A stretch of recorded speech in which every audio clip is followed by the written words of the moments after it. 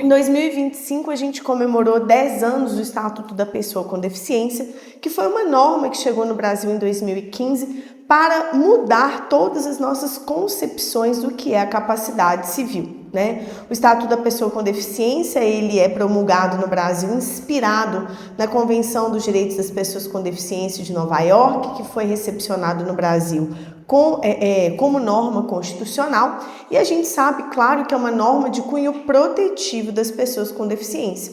Contudo, no campo do direito privado, ele nos trouxe um choque muito grande, que foi a dimensão, né, de que a gente deveria sempre presumir a capacidade das pessoas, mesmo nos casos de deficiência intelectual, mesmo nos casos de transtorno mental.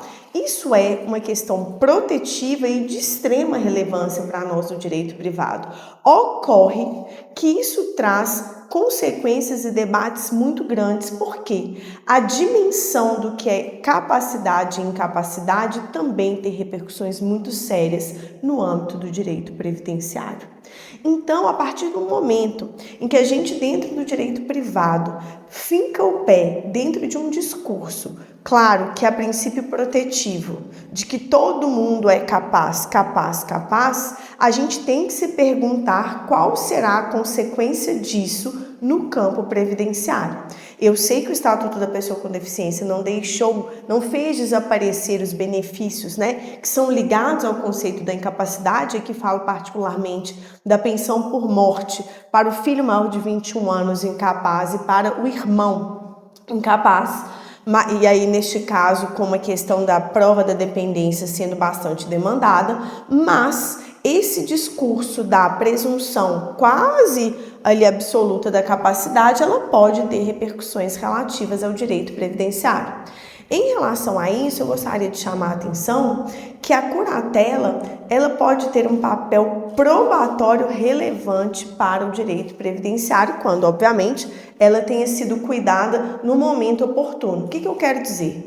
A existência de uma ação de curatela e do deferimento de uma medida de curatela que reconhece que uma pessoa é incapaz, e aqui, claro, a gente sabe que hoje a gente trabalha com a incapacidade relativa, mas que aquela pessoa é incapaz, tendo sido feita uma perícia médica adequada nessa curatela, ela não substitui o pedido do benefício no INSS e, claro, a perícia médica para fins de atribuição do benefício previdenciário. Mas a existência da curatela prévia, ela tem um papel probatório relevante, inclusive reconhecido pela jurisprudência previdenciária, especificamente no que concerne à delimitação da questão temporal, porque para o previdenciário é relevante que aquela incapacidade existisse antes do óbito do segurado.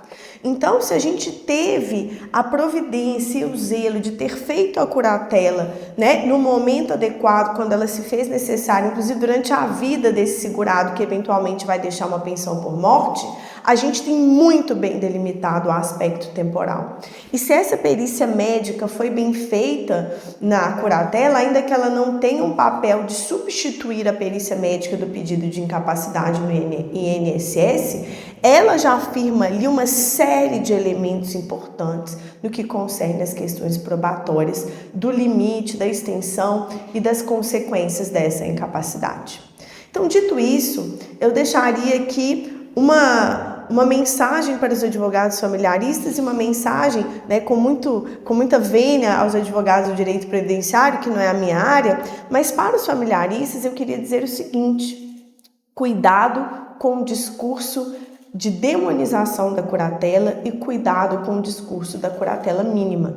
É óbvio que a gente não deve sair curatelando pessoas que não precisam. A curatela é uma medida excepcional. Ocorre que quando ela se fizer necessária, ela é uma medida de proteção de pessoas vulnerabilizadas pela incapacidade.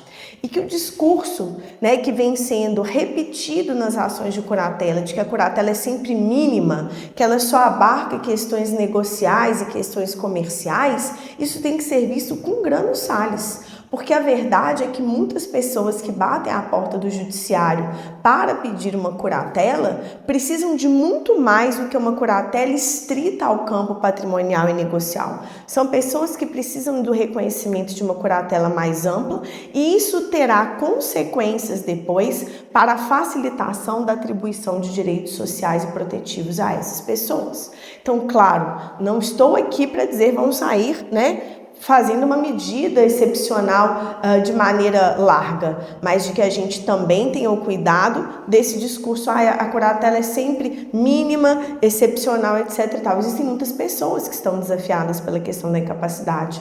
Para os colegas do direito previdenciário, eu gostaria de convidá-los. A curatela, ela é uma medida relevante e ela pode e deve fazer parte de um planejamento para aquela família, porque o planejamento, às vezes, ele entra pelo direito de família e das sucessões, mas às vezes ele entra pelo previdenciário. Quantas pessoas hoje não buscam os escritórios de direito previdenciário buscando um planejamento previdenciário? De que também seja colocado nessa conta do planejamento previdenciário para essa família, de que talvez uma pessoa dependente, maior de 21 anos e dependente daquele segurado, de que eventualmente essa pessoa ser curatelada, havendo fundamento por óbvio, de que isso seja talvez uma recomendação dada também dentro dos escritórios de direito previdenciário. E aqui já vou caminhando, porque prometi às queridas colegas que me convidaram que seria breve, de que eu queria chamar a atenção que dessa minha experiência com a curatela, eu diria que em termos de repercussão previdenciária, dos temas que a curatela trata, hoje eu divido em 4, são os temas de deficiência intelectual, os transtornos psiquiátricos, os transtornos de desenvolvimento global e a deficiência intelectual. Eu diria que hoje, o último é a demência, eu diria que desse campo aqui, o campo dos transtornos psiquiátricos graves, no que eu exemplifico aqui tradicionalmente com a esquizofrenia, eles são os transtornos mentais que geram mais dificuldade na percepção de tempo da incapacidade. Porque uma pessoa que tem um filho adulto com síndrome de Down, ninguém vai perguntar se aquela deficiência intelectual é anterior ou não. Nasce, com trissomia do cromossomo 21. Existem outras situações em também que o aspecto temporal é evidente. Contudo, nos transtornos psiquiátricos graves que podem vir a demandar curatela e podem vir a demandar pensão por morte em razão de incapacidade, o tempo não é evidente. E aí, nestes casos, terá havido a curatela anterior à morte do segurado, que vai gerar ali uma pensão por morte, pode ser muito relevante. Em relação ao filho sobre o tempo e em relação aos irmãos, a prova do tempo e da dependência. Porque se é o irmão que é nomeado curador e que é responsável, inclusive, claramente no processo de curatela pelo sustento do irmão incapaz, vai ficar muito difícil de afastar essa dependência depois. Então, meu último recado e a minha última fala aqui hoje é dizer o seguinte: se a gente juntar um discurso aparentemente fácil de que todo mundo é capaz com uma vontade que a gente sabe que está à espreita da diminuição da Seguridade Social no Brasil, o que a gente vai ter são pessoas incapazes e desprotegidas. E isso a gente não pode permitir. Muito obrigada.